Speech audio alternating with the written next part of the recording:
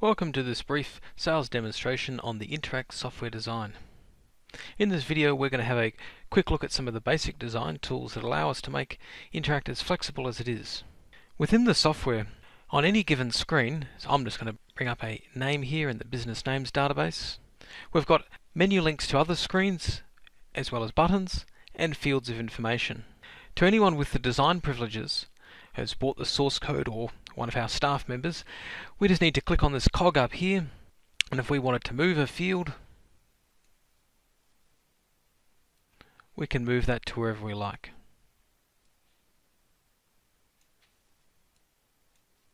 We've also got options over here on the side of the screen where we can adjust the width.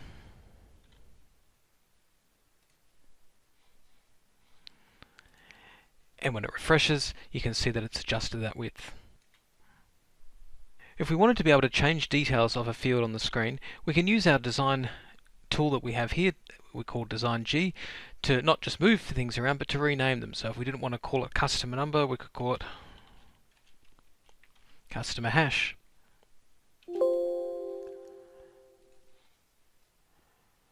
When I refresh the design, we've now got customer hash there. But the main way that we add or remove information of either fields or menu links within the software is to go into the design part of the system.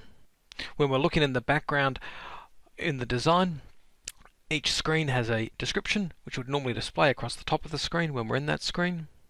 It shows us who can view, who can add, who can update, and who can delete data from this screen.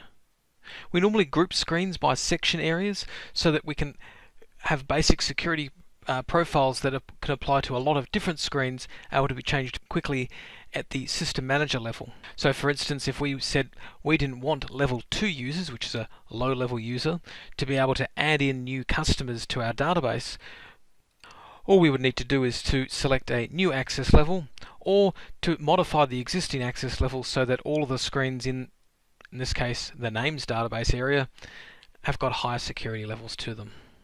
Within this screen we've got links to be able to see what the fields of information are, and those fields are set up to be having a certain length, whether we can input data, whether it would be displayed or stored or listed.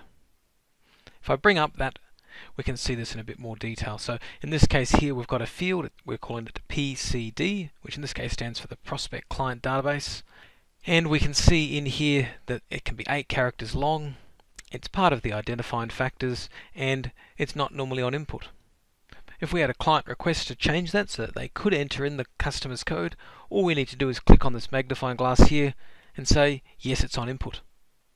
Back on the previous screen, that would then now be on input.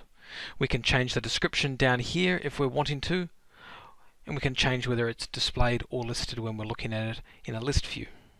So if we're looking at a screen here and someone wanted to remove the region option from the screen, all I would need to do is find the region area,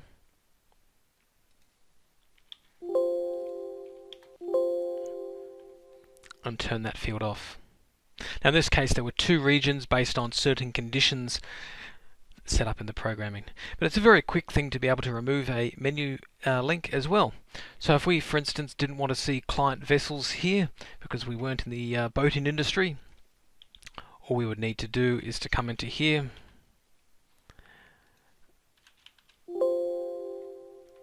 and client vessels has disappeared.